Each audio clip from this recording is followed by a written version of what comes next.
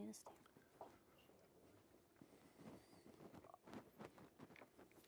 Coach. Count to 10, Robert. 1, 2, 3, 4, 5, 6, 7, 8, 9, 10. Cool. You're good. Thank you.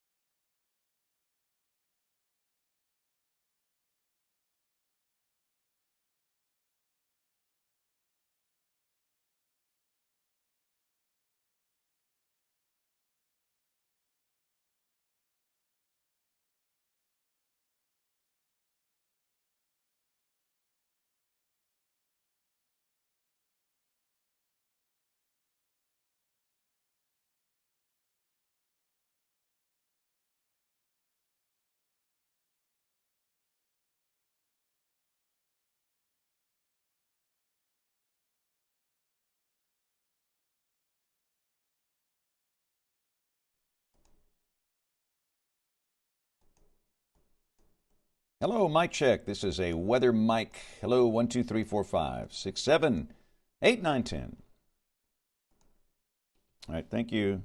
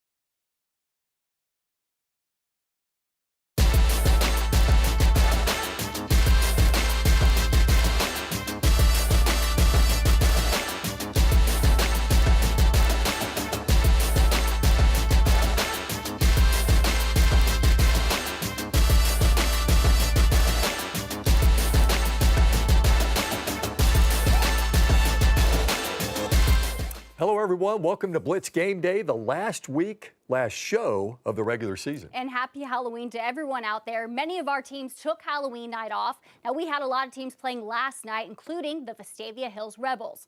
The Rebels ranked second in 7A, hosting Montgomery Catholic, ranked 10th in 5A. Charlie Taft, another amazing game, goes 29 yards for a touchdown. A 2-point conversion made it 15-0.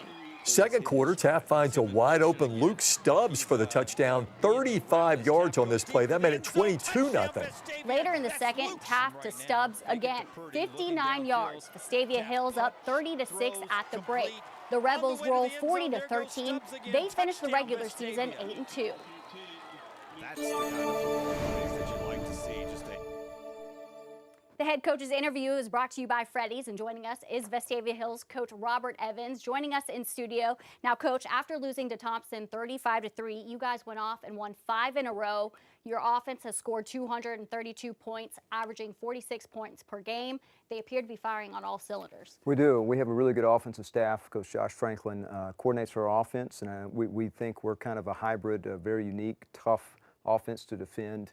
We play with the 4 Ps: power, pace, attack the perimeter, and play with play action. And when you have a quarterback like Charlie Taft playing the way he is, we're really tough to defend. Yeah, you've shown you can run away from people, Robert. Then you've shown you can come back Like against Hoover, you were down 24-15. Sure. How important is resilience when it comes to the playoffs? Well, you better have it in our region. I think we probably play the toughest region, or probably play the toughest schedule in the state of Alabama, and play in the toughest region.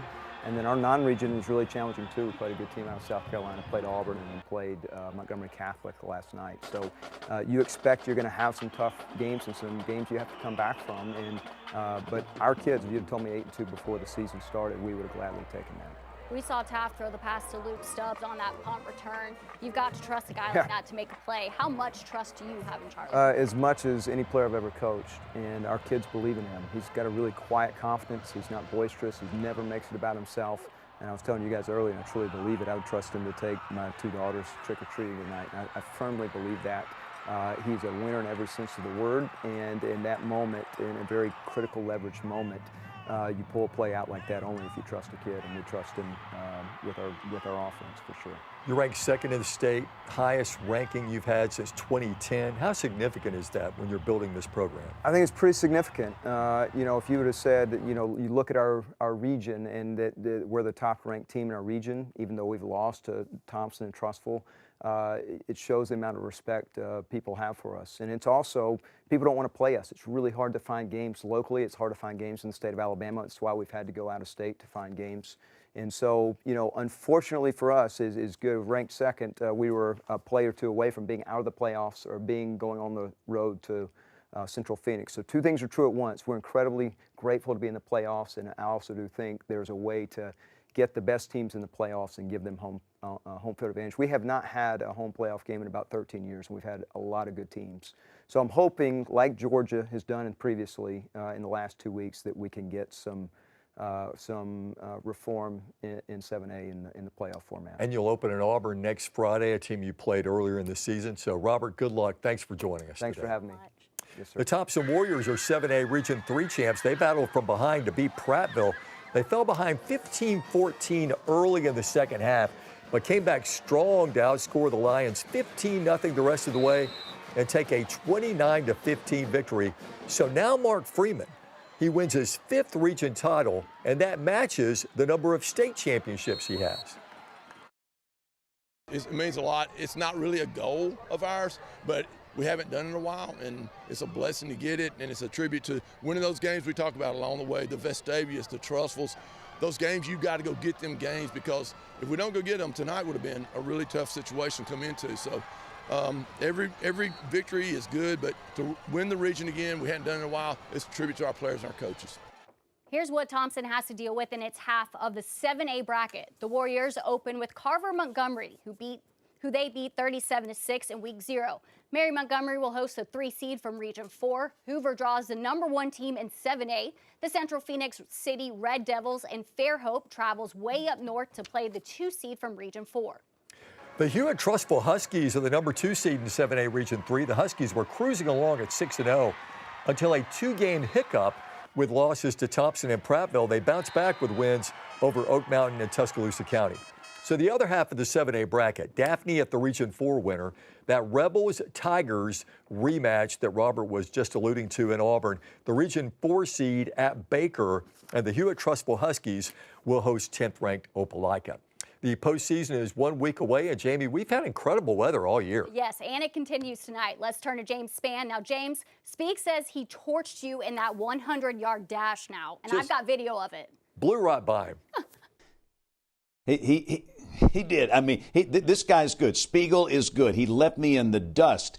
But the weather is great. I can't believe it's the last Blitz game day. Seems like we just started yesterday. But weather like this makes our job so simple. When you see all these shades of yellow on the map, that represents very, very dry air. And that obviously is in place with a cloudless sky. And with a cloudless sky, we'll guarantee there's absolutely nothing on radar. And a pretty good warm-up today. Keep in mind, many spots had frost on the ground earlier today. We've got mostly 60s this afternoon, a little below average for this time of the year. Keep in mind, tomorrow morning we could see more frost. These are lows tomorrow morning. We've got a lot of spots in the mid to upper 30s. In the city, we're expecting low 40s. But the bottom line is this: it will be a marvelous night for high school football across the great state of Alabama. About 53 at kickoff, 50 at the half, upper 40s on the way home. The sky clear, cool, crisp, a perfect night for football. Back to you, Jeff and Jamie in the studio. James, thank you very much. At the end of the show, we'll unveil the play of the year. And we're going to let you decide which one who wins. Now, there's the Mountain Brook Miracle. Absolutely, the best two-point conversion, Jamie, you'll ever see. Caden Hoffbauer turning disaster into a Hail Mary two-pointer caught by Bennett Jordan, and Mountain Brook beat Homewood. There's Corey Barber's one-handed catch that gave the Cougars a 28-24 win over the Thompson Warriors. Or how about the golden play by the Golden Gophers? Jaden Powell's 95-yard touchdown connection with Quentrell Jackson that gave the Gophers a 43-36 win over McAdory. Yeah, that was one of our Friday Night Rivals games of the week. And then another FNR game of the week was the kick. James Bryant's 55-yard field goal that gave the Hoover Bucks a 33-30 win over Thompson. Right now, the kick has 80% of the vote. You can still vote. Just scan the QR code or go to abc3340.com. Coming up on Blitz Game Day, two huge games tonight in Piedmont and in Rainbow City. And I had a visit with Clay Chalkville's dynamic playmaker, Corey Barber, when Blitz Game Day rolls on after the break.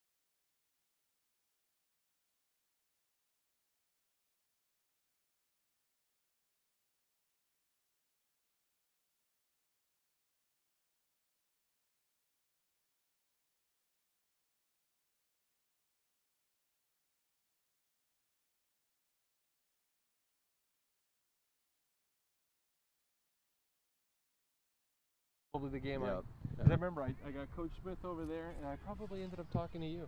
Hey, what's up, Theo? How are you, my man? We got Jonathan Miller for the head coach of the Piedmont Bulldogs for the lower third. Jonathan Miller. Yes, sir. Is that with an H or without an H? Without. Without. Thanks, Theo. Appreciate it.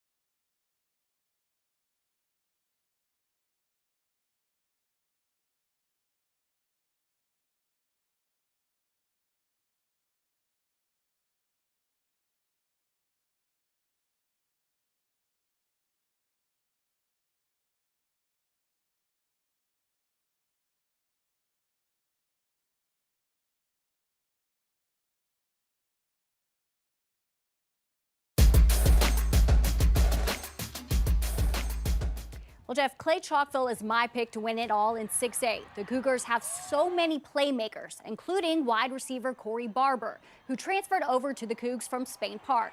This year, he has 50 catches for 914 yards and 12 touchdowns. I had a chance to visit with him earlier this week.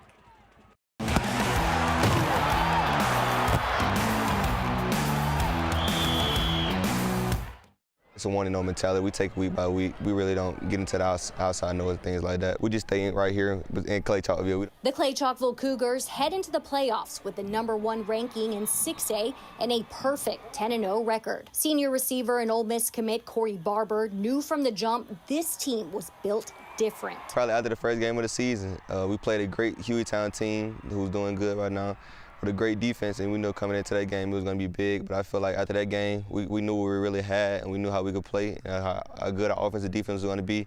And I feel like that was definitely a spark for us for sure. Nobody has come close to upsetting the Cougars this season. Their closest game came against 7A powerhouse Thompson, a 4-point win. My favorite play is probably back there in the back of the end zone against Thompson. The Warriors had no answer for Barber, who has a knack for making the dramatic play when the team needs it. So before the play, Coach called something different, but Coach Floyd checked, man. He called something, he said, man, let's get to a try, a one-on-one. So we one-on-one, he called me a sluggo route, so it's a slant and go. So I go, I run it, I see the ball in the air. I know I can't get nothing but one hand, but I made that play a million times in practice, so I know I was ready for it. I caught it, got my feet down, looked at the ref, he called a touchdown, and it was just an amazing feeling. I mean, the game winning to seal the game. The other opponents, Clay's outscored 360-45. The Cougars rest this week, sharpening the claws for a shot at the 6A crown. I feel like this is our week that we really need to get back to the basics, like I said, get mentally prepared. Next week, we have to play a good team against J.O. I mean, we never go out there and doubt anybody. Every week, if you're in the playoffs, you deserve the playoffs. I mean, you made it to the playoffs, so that means you're a good team. So we got a good team against J.O. We're going to prepare well. We're going to have a great game plan. We're going to execute it. I want our team to be remembered in the state and as a school up there on that board where it stays state championship. The Cougars will draw the J.O. Mustangs in the first round. Joe Webb has J.O. in the playoffs in just his second year on the job. Win that, and the Cougs get the Gaston City Jasper winner. The other half of Clay's bracket has Pell City going on the road to Homewood and Buckhorn at Hartselle. How about the Parker Thundering Herd? What's their path to repeating as state champs? Starts with a home game against the Oxford Yellow Jackets, a rematch. Last year in the 6A semis, the Herd beat Oxford 20-7.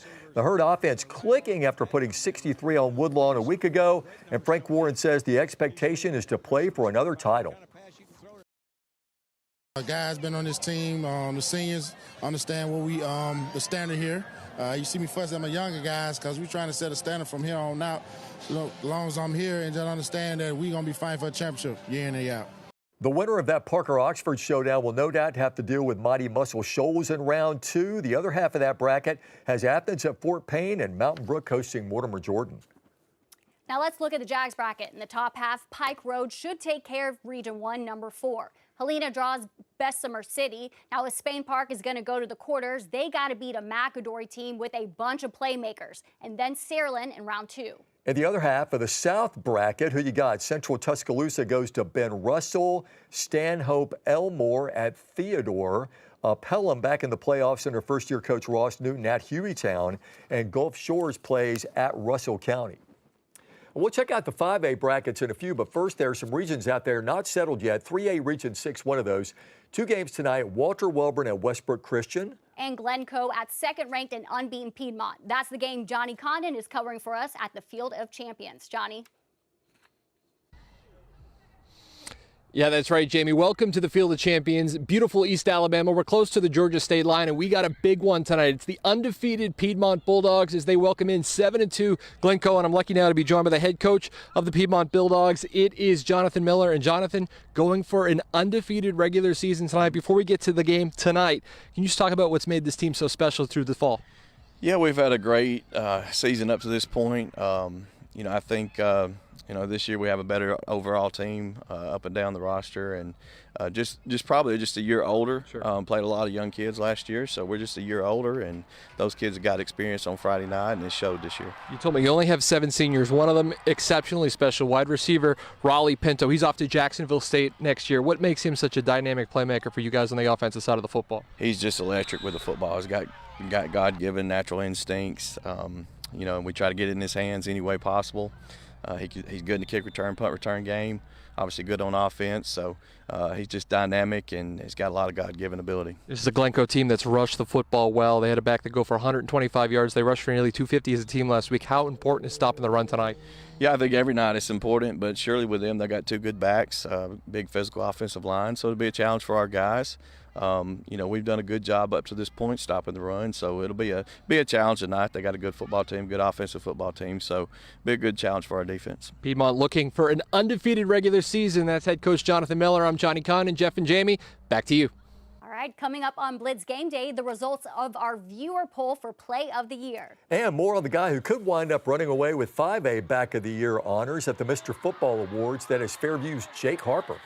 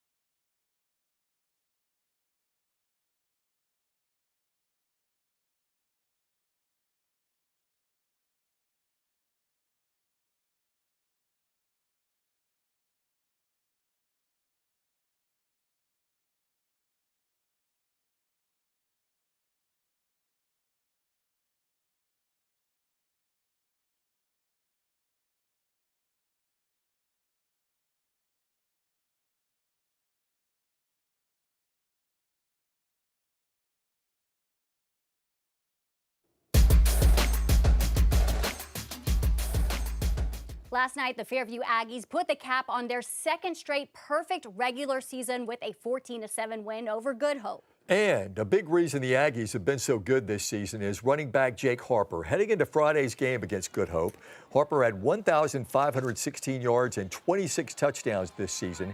He will leave as Fairview's all-time leading rusher. Heading into last night, he had 5,156 career yards and 63 TDs. Many of his yards come after contact. At 6'1", 215, Harper's big enough to run through people, but he's also fast enough to run away from people. I have a 4.5 40, which is, it's pretty fast for a guy my size. I'm pretty confident that I can outrun, most people in open field. There are people faster than me. I'm not going to sit here and hype myself up like I'm the fastest. I'm not the fastest for sure, but I feel like I can make some plays and just get in the end zone. It doesn't really blow my mind because I feel like I've worked extremely hard to get to this point, but I'm extremely grateful to be able to accomplish such goals. I love the fact that my name's going to be remembered after I'm gone, years and years after I'm gone, and I hope some of the kids that are coming up behind me, I hope that they break the record. I hope that they do better than what I did, just continue doing great things for the school. Jake's just, he's second to none. And it's easy to say that because everybody's like, well, you got Jake or you've got that dude. Well, you know, everybody's got a dude. And but my thing is this, is what else do you bring to the table off the field or outside of just being strong and being a good running back? And Jake's a servant. Like if you say anything to him about any kind of accolades and accomplishments, he'll interrupt you so he can talk about the guys up front or maybe the receivers that are blocking on the edge. And I just think that's special. Coming up on Blitz Game Day, we've counted the votes. Yep, we'll reveal who won Play of the Year.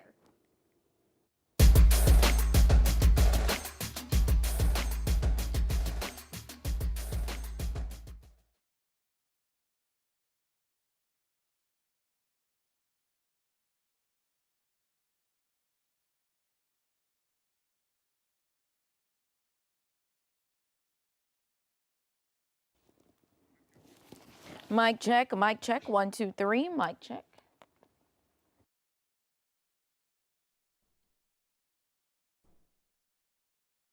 Mic check. Hello, radio. 1, 2, 3, 4, 5, 6, 7, 8, 9, 10. Mic check. Good evening.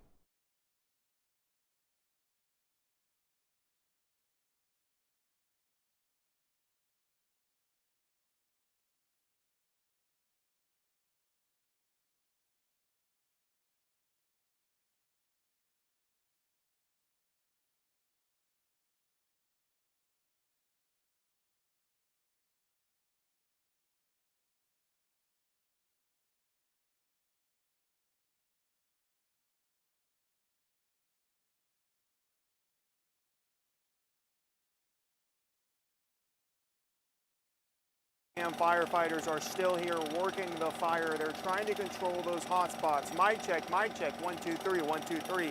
Mic check, 1, 2, 3, 1, 2, 3. Hello?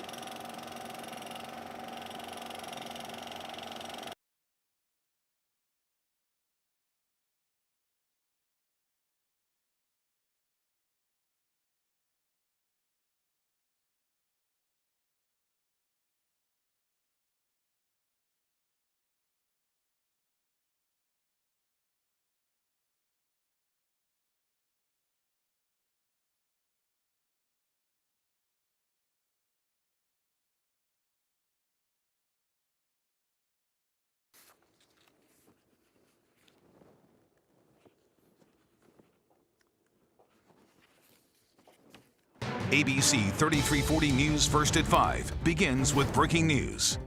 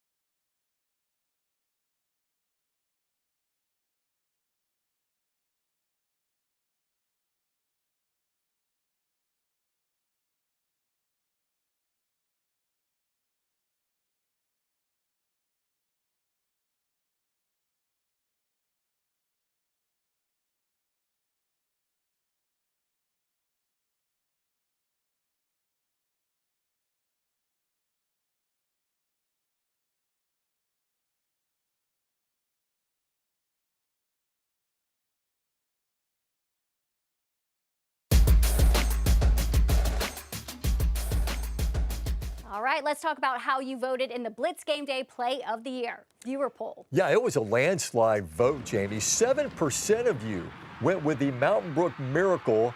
That's Hoffbauer to Bennett Jordan, a Hail Mary 2-point conversion that beat Homewood in overtime. 4% of you like Corey Barber's one-handed grab to give Clay Chalkville the 28-24 win over the Thompson Warriors. And 9% of you like the home run ball from Jaden Powell to Quintrell Jackson, 95 yards to give Hueytown that 43-38 win over McAdory. Here we go. 80% of the vote went to James Bryant's 55-yard field goal that gave Hoover the 33-30 win over Thompson. Great call by James Barrett on that, by the way. Blitz Game Day was fun this year thanks to the players, coaches, bands, and cheerleaders that made it special. And chief photographer Bill Castle for manning a gazillion cameras out there, and our engineering staff that kept us on TV. Director Theo and producer Maya Clinton, her last day with us. We'll miss you, Maya. Have a great night, great weekend, everybody. ABC 3340 News First at 5 begins with breaking news. And that breaking news first at 5, 2 federal judges are stepping in to keep food aid flowing for millions of Americans. Judges in Rhode Island and Massachusetts ruled the Trump administration must unlock billions in emergency funds to cover SNAP benefits during the government shutdown. Now, the courts rejected claims from the USDA that it couldn't access contingency funds. The ruling comes just hours before benefits were set to expire, though some delays are still expected. Also breaking right now out of Birmingham, we just got the body camera video from that officer-involved shooting on Wednesday that left a Birmingham woman dead. ABC 3340's Emily Cundiff was just at that press conference where that video was revealed. Emily, take us through what the video shows. Muriel, at the press conference, Chief Pickett told us the timeline that happened October 29th.